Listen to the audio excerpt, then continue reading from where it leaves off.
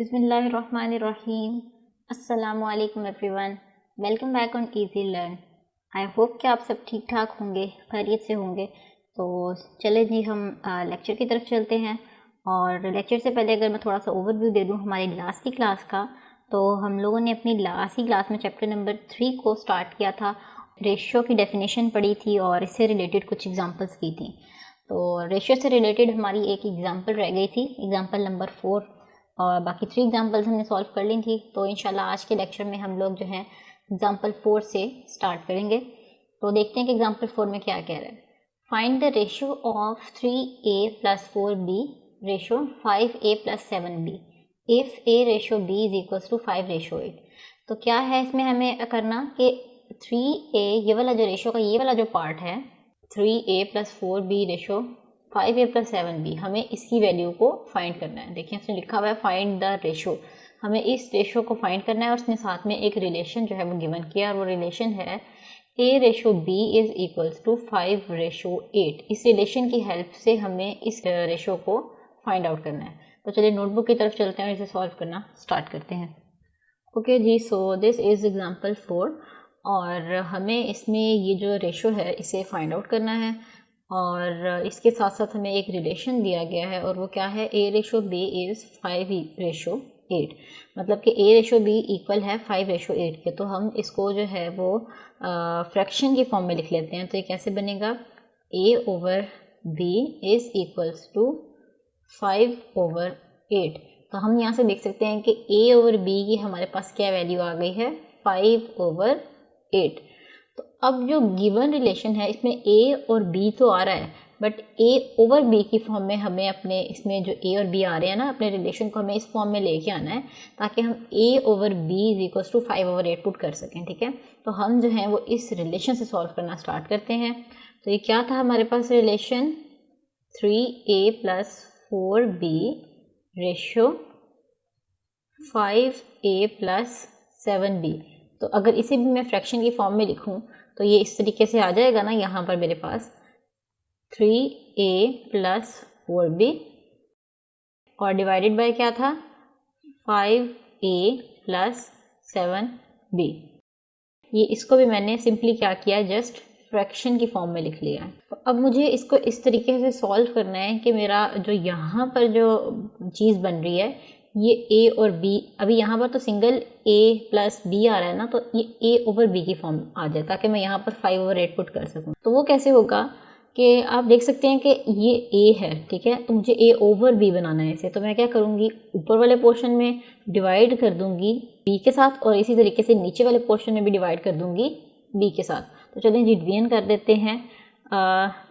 3a + 4b divided by हमने कर दिया b। जो काम डिवीजन से यानी कि फैक्टराइजेशन में ऊपर वाले फैक्टर में किया है वही हमने नीचे वाले फैक्टर में भी करना है। ठीक है, और डिवाइडेड बाय क्या किया, 5a + 7b था, और इसको भी हमने डिवाइड कर दिया b के साथ। ठीक है, अगर हम देखें तो ये वाला b और ये वाला b कैंसिल हो सकते हैं। इसका मतलब है कि ये जो गिवन हमारा रिलेशन है या फ्रैक्शन है इस पर कोई भी फ़र्क नहीं पड़ रहा।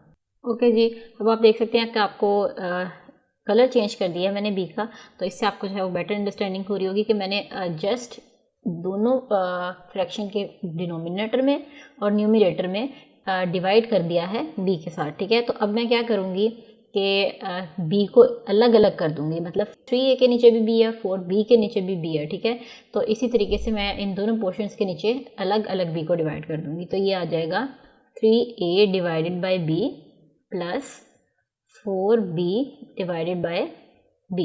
और ये जो डिवीजन वाली थी हमारी ऐसे ही, और इसी तरीके से डिवीजन के नीचे भी यानी कि डिनोमिनेटर में भी 5a divided by b + 7b divided by b।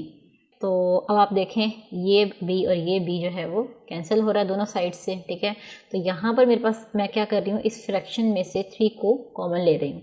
तो जब मैंने 3 को कॉमन ले लिया तो मेरे पास बचा a/b + 4, और डिवाइडेड बाय क्या था मेरे पास, 5 यहाँ से मैंने कॉमन ले लिया। ठीक है, तो ये आ गया a/b + 7। तो ये देखिए हमारा जो गिवन रेशो थी वो हमने रिड्यूस कर ली ए ओवर बी की फॉर्म में, क्योंकि हमें पता है कि ए ओवर बी की क्या वैल्यू है, तो अब हम यहाँ पर ए ओवर बी की वैल्यू पुट कर देंगे। ए ओवर बी की वैल्यू है 5/8, तो यहाँ पे वैल्यूज पुट कर देते हैं। 3 इंटू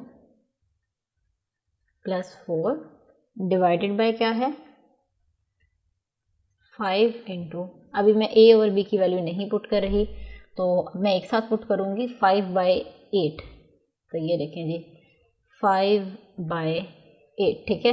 तो अब मैंने क्या किया, जस्ट सिंपली ए ओवर बी की मैंने यहाँ पर वैल्यू रिप्लेस कर दिया, ठीक है। तो इसे अब हम सॉल्व कर लेते हैं। तो हमारे पास क्या आ जाएगा यहाँ पर, ये आ जाएगा 5 3 तो 15/8, क्योंकि कटिंग नहीं हो सकती इसकी, तो इसे ऐसे ही लिखेंगे 15/8 +4, और इसी तरीके से डिवाइडेड बाय 5 5 = 25 डिवाइडेड बाय 8 +7। अब क्या करेंगे, इसका हम ले लेंगे एलसीएम और इसे सॉल्व कर लेते हैं। 8 आ गया हमारा एलसीएम, और 15 + 8 × 4 32 divided by as it is, इसका भी हम ले लेते हैं एलसीएम, और यहाँ पे भी 8 एलसीएम आ जाएगा मेरे पास। तो यहाँ पे 25 एंड 8 × 7 56, ठीक है। तो अब मैं क्या कर रही हूँ कि मैं इसको जस्ट डिवीजन की फॉर्म में लिख रही हूँ अलग अलग। तो इसको जब मैंने सॉल्व किया तो मेरे पास आ गया यहाँ से 47/8, 47/8 डिवाइडेड बाय क्या था 25 + 56 81/8, ठीक है। तो अब ये जो डिवीजन का साइन है इसे मल्टीप्लाई में कन्वर्ट कर दूँगी। ये सिर्फ मैं इसलिए लिखती हूँ ताकि अब आप देखें कि ये कितना लंबा और कॉम्प्लेक्स लग रहा है देखने में, बट एक्चुअली में है नहीं। तो मैंने इसलिए लिखा है ताकि आपको जो भी मैं कटिंग्स करूँगी या जो भी होनी होती है वो क्लियर हो सके, बजाय इसके कि हम गलत करें या आपको गलत समझ में आया, तो इसलिए बेहतर है कि मैं आपको ईजी वे से करवा दूँ। सो अगर आपको उसमें कन्फ्यूजन है तो आप इसको ऐसे भी करके कर सकते हैं। सो ये 8 अब आप देख सकते हैं क्लियरली कैंसिल हो रहा है। तो अब 8 तो यहाँ से अगर मैं कैंसिल कर देती तो आप लोगों ने कन्फ्यूज हो जाना था। सो इसलिए मैंने दोनों को डिवीजन के साइन यूज़ करते हुए अलग अलग किया और फिर उसे डिवाइड किया है। तो अब यहाँ से मेरे पास क्या आंसर आ गया 47 डिवाइडेड बाय 81। ये था जी हमारा सोल्यूशन। और हमें किसकी वैल्यू फाइंड करनी थी, आपने सारा फाइंड कर लिया। तो एंड पर हम लिखेंगे 3a + 4b, जो हमने फाइंड करना था ऊपर से जो इस साइड पे चलती आ रही थी रेशो, उसे लिखेंगे 5a + 7b is equals to, किसके इक्वल है, इसको भी हम रेशो की फॉर्म में लिखेंगे 47/81, ठीक है, क्योंकि ये भी रेशो की फॉर्म में था और एट द एंड हमें इसे भी रेशो की फॉर्म में लिखना है। तो इसी के साथ जो है हमारा रेशो का जो टॉपिक है वो कंप्लीट होता है। So the next topic is proportion. तो प्रोपोर्शन क्या होता है? Proportion is a statement which is expressed as an equivalence of two ratios. जब हमें दो रेशियोज दी गई हों और हमें उनको इक्वल करना हो, उनको बराबर शो करना हो, तो जो स्टेटमेंट यूज़ होती है उनको बराबर करने के लिए, इक्वल शो करने के लिए, that statement is called proportion, ठीक है। फॉर एग्जाम्पल अभी भी हम देखें पीछे सॉल्व करके आए हैं, ये एक रेशियो वाली टर्म है, ये दूसरी रेशियो वाली टर्म है, इन दोनों रेशियोज़ को जो है हमने इक्वल किया है, ठीक है। तो जिसकी हेल्प से इक्वल कर रहे हैं, जिस स्टेटमेंट की हेल्प से, दैट इज कॉल्ड प्रोपोर्शन, ठीक है। देखिए यहाँ पे भी for example we have ratios, two ratios, A ratio B एक रेशो है एंड सी रेशो डी, दो रेशियोज हैं हमारे पास और वो इक्वल हैं, तो हम उनको कैसे लिख सकते हैं, A ratio B is equals to C ratio D. तो मैं नोटबुक पे आपको समझाती हूँ। अच्छा जी, फॉर एग्जांपल कि हमारे पास दो रेशोज़ हैं, एक रेशो है ए रेशो बी और दूसरी रेशो है हमारे पास सी रेशो डी, और हम कह रहे हैं कि ये जो दोनों रेशोज़ हैं, एक ये वाली रेशो और एक ये वाली रेशो, तो ये दोनों जो हैं वो इक्वल हैं। तो हम इसे कैसे लिख सकते हैं, A ratio B is equals to C ratio D. तो ये जो इक्वल का साइन है यहाँ पर, दैट इज़ कॉल्ड प्रोपोर्शन, ठीक है। तो प्रोपोर्शन को लिखने का एक और तरीका भी होता है और वो क्या होता है, ए रेशो बी, ये प्रोपोर्शन का एक ये साइन होता है डबल रेशो के साथ, ठीक है, is equals to C ratio D. तो प्रोपोर्शन जब भी हम लिखेंगे, ये 4 डॉट्स है, रेशो जो होती है विद 2 डॉट्स और जो प्रोपोर्शन होता है वो 4 डॉट्स होता है, और इसका मतलब ये होता है कि ये जो दोनों रेशियोज हैं दैट आर इक्वल। तो अच्छा जी, इसके साथ ही यहाँ पर हमारे पास एक और कॉन्सेप्ट भी आ रहा है, और वो कॉन्सेप्ट क्या है कि आप देख सकते हैं कि ये जो साइड वाली दोनों टर्म्स हैं ए और डी, ये जो ए और डी हैं, दैट आर कॉल्ड एक्सट्रीम्स। ठीक है, that are called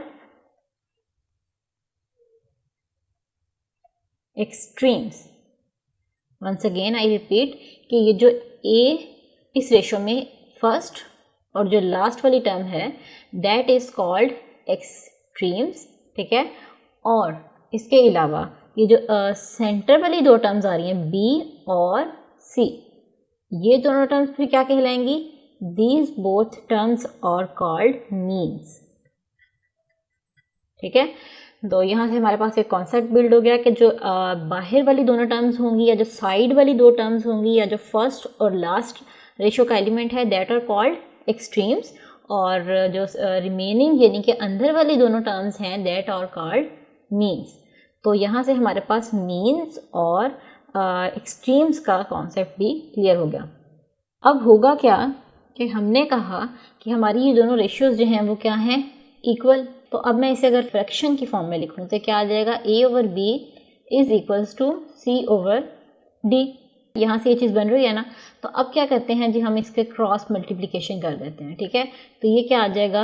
a D is equals to B C. तो अब आप देख सकते हैं कि ए और डी क्या है, हमने पढ़ा है यहाँ पर एक्सट्रीम्स है। ठीक है, तो प्रोडक्ट आ रहा है ये किसका? एक्सट्रीम्स का, which is equal to the product of means. तो हमें यहाँ से एक बात पता चली कि प्रोडक्ट ऑफ एक्सट्रीम्स किसके इक्वल है? Is equals to product of means. Simply हमने क्या किया कि इनको फ्रैक्शन की फॉर्म में लिखा अपनी दोनों रेशियोज को और उनकी क्रॉस मल्टीप्लिकेशन कर दी। तो वहाँ से हमारे पास एक मेन रिजल्ट आ रहा है, और वो रिजल्ट क्या है कि product of extremes is equals to product of means. और हमने जो है ये प्रूव करके भी देख लिया, क्योंकि ए और डी यहाँ पर आप देख सकते हैं कि क्या है? एक्सट्रीम्स, और ये जो बी एंड सी हैं ये क्या है? मीन्स। और ये आपस में क्या हो रहे हैं? मल्टीप्लाई। जब भी दो रेशियोज इक्वल होंगी तो हम उनको क्या किया करेंगे? इजीली चाहे तो आप सॉल्व करेंगे तो भी यही आएगा जो कि हमने भी रिजल्ट डिराइव किया है, जनरल रिजल्ट है ये, कि product of extremes is equals to product of means. ठीक है, दो रेशियोज दिए होंगे, हमें सॉल्व करना होगा, हम डायरेक्टली लिख लिया करेंगे कि प्रोडक्ट ऑफ एक्सट्रीम्स, ठीक है, प्रोडक्ट ऑफ एक्सट्रीम्स किसके इक्वल हुआ करेगा? Product of means. तो ये था जी हमारा प्रोपोर्शन। तो अब हम इससे रिलेटेड अपनी एग्जांपल को देखते हैं, और एग्जांपल को जब हम सॉल्व करेंगे तो जो आपका कॉन्सेप्ट है वो मज़ीद क्लियर हो जाएगा। ओके, तो अब आप देख सकते हैं यहाँ से कि एग्जांपल 5 है हमारे पास। क्या? Find x if 6:90 proportion 20 kilogram x kilogram. तो क्या हमें करना है? यहाँ पे हमें जो है वो x की वैल्यू को फाइंड आउट करना है। तो अब आप सोच रहे होंगे कि ये देखें यहाँ पर तो मीटर्स हैं और यहाँ पर जो है वो किलोग्राम आ गया है। तो आप देखें कि जो हम कहते थे कि रेशो का सेम यूनिट होना चाहिए, तो जो रेशो है वो तो यही है ना, ये एक रेशो है प्रोपोर्शन और ये सेकेंड रेशो है। तो दो जो रेशियोज हैं आपस में उनके साइन जो है वो सेम होने चाहिए। तो इस रेशो के साइन जो है वो मीटर है और इस रेशो का जो साइन है दैट इज़ किलोग्राम। तो ये जो है वो इक्वल होने चाहिए। मतलब ये चारों का सेम होना ज़रूरी नहीं है, ज़रूरी जो है वो सिर्फ ये है कि आपकी इस रेशो के यूनिट्स भी सेम हो और इस रेशो के यूनिट्स भी सेम हो। तो ये दोनों अलग अलग रेशोज़ हैं, एक रेशो ये है हमारे पास और एक रेशो ये है। चलिए जी हम इसमें से x की वैल्यू को फाइंड आउट कर लेते हैं। ऑलराइट जी, so this is the given relation और हमें जो है इसमें से ये वाला जो x है इसकी वैल्यू को फाइंड आउट करना है। ठीक है, तो हम क्या करेंगे, सबसे पहले इसको रेशो की फॉर्म में लिख लेते हैं। तो जब रेशो की फॉर्म में लिखेंगे तो हमारे पास आ जाएगा 60:90 किसके इक्वल है? ये 20:x के। तो हमें पता है कि हमने जो है वो एक रिजल्ट डिराइव किया था कि product of extremes is equals to product of means. तो अब हम वो यहाँ पे मेंशन कर देते हैं कि product of extremes is equals to product of means. तो अब आप देख सकते हैं कि इसमें जो है वो एक्सट्रीम्स क्या हैं, जो बाहर वाली दो रेशोज थी फर्स्ट और लास्ट, ये था हमारा एक्सट्रीम्स और ये थे जी हमारे मीन्स, ठीक है।